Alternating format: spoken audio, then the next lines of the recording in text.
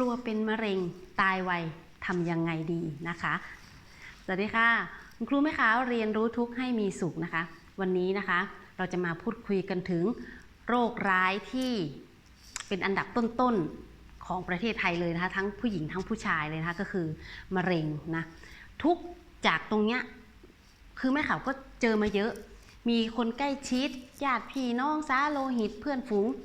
คนรู้จักเยอะแยะมากมายนะคะที่เป็นโรคนี้อยู่แล้วก็คือตัวแม่ขาวเองนะคะก็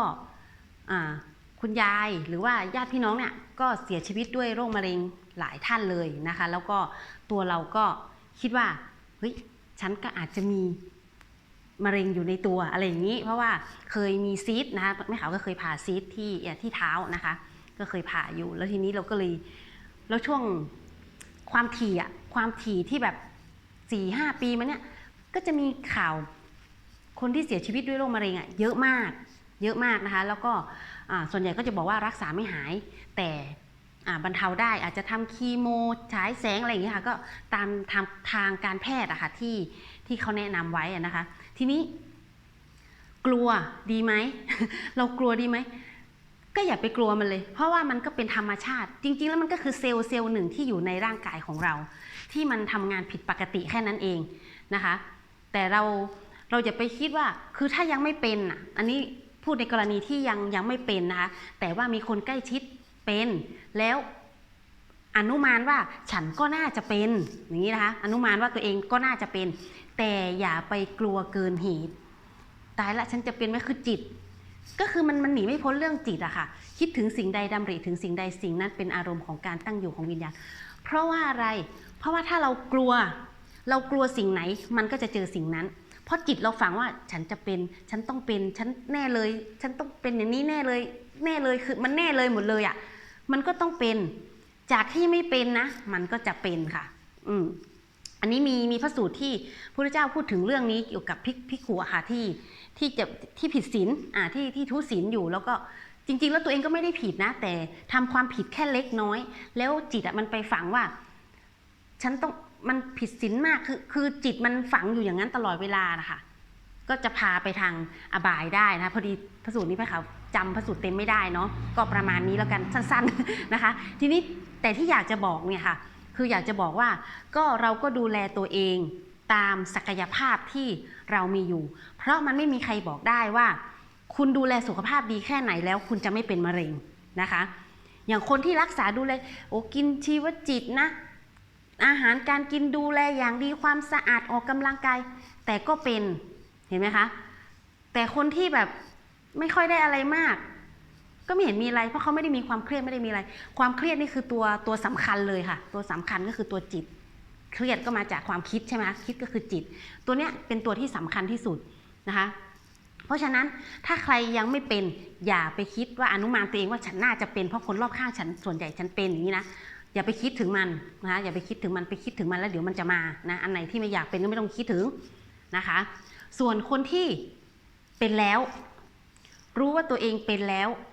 จะทำอย่างไรนะคะอันนี้นี่แม่ขาวอยากจะบอกว่าจิตสำคัญมากเพราะก่อนที่คุณยังไม่รู้ว่าคุณเป็นคุณยังหลั่นล้าชีวิตฉันยังหลั่นล้าไปเที่ยวไปกินสนุกสนานทำงานอย่างมีความสุขนะคะแต่พอรู้ปุ๊บสุดทันทีอันนี้คืออันตรายมากเลยคือแม่ขาวเห็นมาหลายคนมากเลยนะคะที่แบบพอรู้ว่าตัวเองเป็นปุ๊บเนี่ยจิตใจมันฟุ้งกระจายคือความคิดจิตมันฟุ้งไปเลยว่าฉันจะต้องอยู่ได้อีกกี่วันนั่นโน่นนี่คือมันประเดประดังมาหมดเลยค่ะอันนี้ก็คือคนที่เป็นหรือคนที่อยู่ใกล้ชิดเขาจะเล่าให้ฟังนะแล้วเราก็มีคนใกล้ชิดที่เป็นเราก็จะรู้ประมาณนี้ว่าโอ้โหพอรู้ว่าตัวเองเป็นแล้วรับไม่ได้พอรับไม่ได้เนี่ยค่ะมันก็จะทำให้อาการทรุดลงเร็วมากเพราะว่าตัวจิตมันไปทำให้เราเกิดความเครียดพอเกิดความเครียดปุ๊บเนี่ยแล้วจิตมันคิดอยู่ตลอดเวลาว่าเดี๋ยวมันจะต้องลามไปนั่นลามไปนู่นแล้วคือมันส่งผลหมดเลยนะคะซึ่งเซลล์ต่างๆในร่างกายของเราเนี่ยมันก็มีความผิดปกติอยู่ถ้าตัวไหนมันผิดปกติเราก็ต้องรักษาตามอาการใช่ไหมรักษาตามแต่สำคัญร่างกายหมอมีหน้าที่รักษาดูแล แต่ตัวที่มันจะคุมมันก็คือจิตไงคะมันก็คือจิตอย่างที่แม่ขาวบอกก่อนที่ฉันไม่รู้ว่าฉันเป็นฉันหลั่นล้ามากเลยฉันทำอะไรฉันก็มีความสุขนั่นโน่นนี่แต่พอเป็นปุ๊บมันสุดเลยใครที่ยอมรับความจริงไม่ได้แล้วกลัวตายมากๆอันเนี้ยไปเร็วมากแม่ขาวที่เจอเนี่ยค่ะเร็วสุด1 สัปดาห์หลังจากนั้นก็เดือนหนึ่ง2 เดือน3 เดือนนะคะแต่คนที่เขาอยู่ได้นานนะคะที่แม่ขาวรู้จักเนี่ยเอา3 คนหลักๆเลยกันเอา3 คนคนแรกที่รู้จักนะคะท่านเป็นผู้ใหญ่แล้วเนาะท่านเป็นมานานแล้วท่านก็ยอมรับตัวเองว่าเป็นนะคะยอมรับตัวเองว่าเป็นแล้วก็ควบคุมอาหารการกินนะคะกินต่างๆที่มันไม่ไปกระตุ้นพวกแป้งพวกอะไรที่มันไปกระตุ้นเซลล์มะเร็งแล้วก็ฝึกสมาธิก็คือฝึกสมาธิผ่อนคลายออกกำลังกายอะไรก็แล้วแต่ละที่ชอบนะเอาตามที่ชอบก็ผ่อนคลายคือให้ตัวเองผ่อนคลายอย่าได้มีความเครียดหรืออย่าไปคิดถึงโรคเหล่านั้นนะคะก็อย่าไปคิดถึงมันปัจจุบันท่านก็ผ่านมาได้ประมาณกับ10 ปีแล้วค่ะก็เห็นไหมท่านก็ไม่ได้อะไรท่านก็ยอมรับในสิ่งที่เป็นแล้วก็อยู่กับมันนะคะอีกคนนึงน้องที่เคยทำงานด้วยกันนะคะอันนี้คือเขาเป็นคนที่คิดบวกอยู่แล้วคือเขาเป็นคนที่ส่วนใหญ่เขาจะคิดบวกอยู่แล้วพอเขาเป็นเนี่ยเขาก็คือเป็นก็เป็นก็แล้วจะให้ทำยังไงคือมันเป็นแล้วจะให้ทำยังไงก็ต้องรักษาตามที่หมอบอกอันนั้นพอดีเขาเป็นมะเร็งเต้านมมะเร็งเต้านมนี่โอกาสหายมีใช่ไหมคะเพราะมันยังไม่เป็นอวัยวะที่ยังไม่สำคัญเท่าไหร่ก็ยังอยู่เป็นมะเร็งเต้านมก็สามารถรักษาได้เงี้ยเนาะเขาก็หมอให้ผ่าก็หมอใช้แสงหมอไปทำคีโมกับไปหมอบอกให้ผ่าเขาก็ผ่าออกก็คือไม่ได้มีเงื่อนไขอะไรใดๆทั้งสิ้นเขาก็ยังอ้วนพลีหน้าตาสดใสอยู่ปกตินะคะถึงว่าข้างในอาจจะมีแบบนิดอะไรอย่างเงี้ยแต่เขาก็พยายามจัดการอารมณ์ของเขาตรงนั้นนะคะแม่เขาก็ให้ทำมาให้อะไรเขาไปอยู่เหมือนกันแต่ว่าปฏิบัติหรือไม่นี่ก็เป็นจิตของเขาเราก็ไม่สามารถปรับเปลี่ยนได้แต่ด้วยว่าเขาเป็นคนไม่ได้คิดจิตเขาไม่ได้ไปคิดหรือฝังอะไรอยู่ตรงนั้นมันก็เลยทำให้เขาอยู่ใช้ชีวิตแบบปกติเลยค่ะปกติไม่ได้ไปอะไรสนใจอะไรมากมายนะคะส่วนอีกคนนึงนี่คือด้วยความที่กลัวมากด้วยความที่ว่าอะไรคนใกล้ชิดเป็นอยู่แล้วนะคะแล้วก็พอรู้ว่าตัวเองเป็นปุ๊บเนี่ยไปก่อนเลยค่ะคือไปก่อนลูกนะที่เป็นอย่างเงี้ยค่ะอันนี้ก็คือจิตล้วนๆเลยเนี่ยทีนี้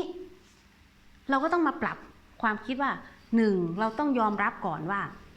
เราเป็นแล้วเราก็รักษาตามอาการคือมะเร็งจะรักษาได้ตามอาการว่าตอนนี้ลามไหมหรืออะไรไหมอย่างเงี้ยค่ะก็รักษาตามอาการไปนะคะสำคัญคือเราต้องรักษาจิตนะรักษาจิตของเราฟังธรรมะผ่อนคลายด้วยการฟังธรรมะฝึกสมาธินะอยู่กับลมหายใจนะอานาปานสติอันนี้มันเป็นการเตรียมตัวเองให้อยู่เป็นสุขณปัจจุบันด้วยนะคะแล้วก็พร้อมที่ว่าไปตอนไหนก็ได้นะคะ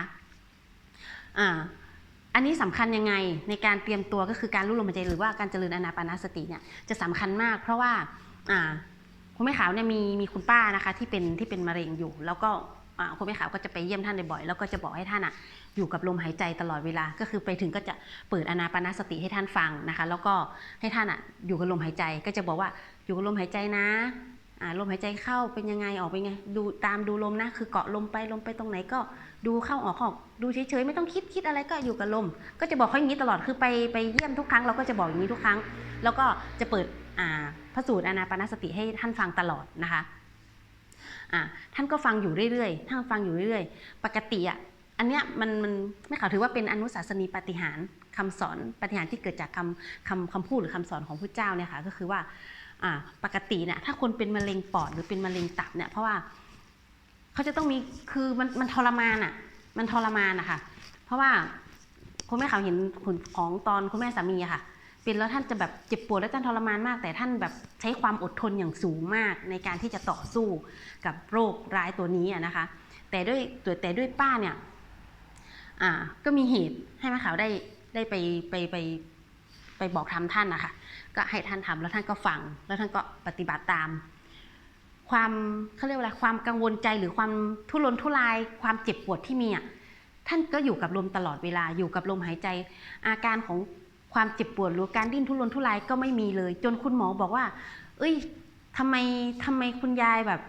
คือมันผิดปกติจากคนที่เป็นมะเร็งในระยะสุดท้ายแล้วอย่างเงี้ยค่ะ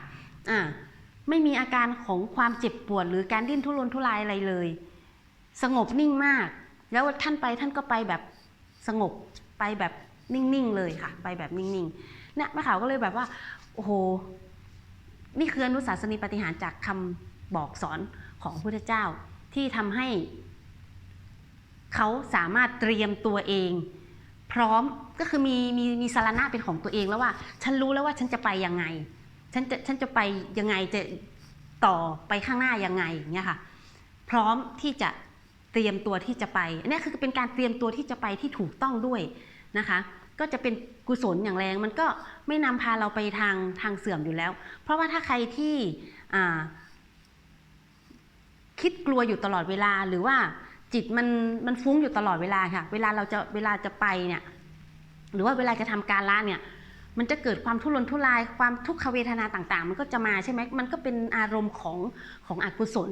ที่จะนำพาเราไปสู่อบายได้นะคะนี่มันก็จะเป็นจุดอันตรายจุดหนึ่งนะคะคือคลิปเนี้ยแม่ขาวคือตั้งใจจะพูดถึงเรื่องนี้เพราะว่าเห็นว่าคนส่วนใหญ่ก็จะเป็นกันเยอะแล้วไม่รู้จะคือไงไม่รู้จะดูแลจิตตัวเองยังไงหรือว่าไม่รู้จะปฏิบัติตัวยังไงฉันต้องไปทำคีโมคือเวลาไปทำคีโมทุกคนก็จะบอกเดี๋ยวต้องฉายแสงหรือคีโมนะคุณแม่ขาวก็อันนี้ไม่ชัวร์นะก็ประมาณว่าเดี๋ยวผมก็จะร่วงเดี๋ยวก็ไม่สวยเดี๋ยวก็คือมันหลายอย่างมากมายเลยที่ประเดประดังเข้ามาเพราะมันรับไม่ได้แล้วการที่จะรู้แล้วว่าถ้าฉันเป็นแล้วฉันต้องไปแน่ๆหรือตายแน่ๆอย่างเงี้ยค่ะมันก็จิตมันก็ด้วยความกลัวน่ะมันก็จะฝังนั้นเพราะฉะนั้นเราก็ต้องเอาธรรมะมาเป็นเครื่องยึดเหนี่ยวแล้วก็เอามาเป็นน้อมนำมาเป็นนิสรณะนะคะว่าเนี่ยฉันมีเครื่องอยู่ฉันมีที่อยู่ที่ฉันจะไปที่ฉันจะอยู่ตรงนั้นนะคะด้วยโรคภัยไข้เจ็บอะไรพวกนี้มันก็ไม่ได้เป็นเรื่องอะไรที่แบบหนักหนาแล้วเพราะมันก็เป็นเรื่องธรรมชาติไงคุณเกิดมาแล้วยังไงคุณก็ต้องแก่ต้องเจ็บต้องตายแต่เพียงแต่ว่าไอ้ตอนที่เจ็บเนี่ยมันจะเจ็บตอนไหนมันจะเจ็บยังไงแค่นั้นเองแล้วสุดท้ายมันก็ต้องไปหาความตายอยู่แล้วเพราะฉะนั้นเราก็ต้องเตรียมตัวเองแล้วพร้อมที่จะไปได้เสมอไปโดยที่มีนิสรณะคือมีทางไปที่ถูกต้องน่ะไม่ต้องมาเขาเรียกว่าอะไรในภายภาคในภพหน้าถ้ายังมีภพต่อไปอยู่คุณก็จะไปในภพที่ดีด้วยนะคะก็มีไม่ลงอบายละอย่างเงี้ยก็ตรงนี้นะคะก็เป็นสิ่งหนึ่งนะคะที่แม่ขาวก็อยากจะบอกให้กับใครนะคะคนไหนหรือท่านใดนะคะที่ประสบกับทุกข์กับโรคภัยก็คือมะเร็งนะคะซึ่งเป็นโรคภัยร้ายอีกตัวนึงนะคะที่คนไทยประสบพบเจอเยอะมากซึ่งมันมีทั้งมะเร็งปอดมะเร็งตับมะเร็งขึ้นหลายๆอย่างค่ะมะเร็งแล้วทุกคนคิดว่าถ้าฉันเป็นปุ๊บฉันต้องตายแน่ๆคือคิดแค่นี้ไงพอคิดแค่นี้ปุ๊บจิตมันฝังไปแล้วมันฟุ้งไปแล้วมันก็ทำให้เราการที่เราจะมีชีวิตอยู่ด้วยความหมดหวังต่างๆมันก็จะตามมานะคะก็ลองไปพิจารณาดูเนาะใครที่เป็นนะคะหรือว่าใครที่มีญาติพี่น้องเป็นนะคะก็ลองให้ฝึกอานาปานสติดูนะคะว่านั่งเจริญอานาปานสติการรู้ลมหายใจการนั่งสมาธิหรือว่าถ้านอนอยู่เฉยๆก็ให้นอนดูลมหายใจแล้วก็ฟังบทฟังพระสูตรนะคะอานาปานสตินะคะก็จะทำให้จิตสงบแล้วก็มีความพร้อมที่จะรับกับทุกตรงนี้ได้นะคะอยู่กับทุกตรงนี้ได้อย่างมีความสุขด้วยนะคะก็ลองพิจารณาดูนะคะเนาะ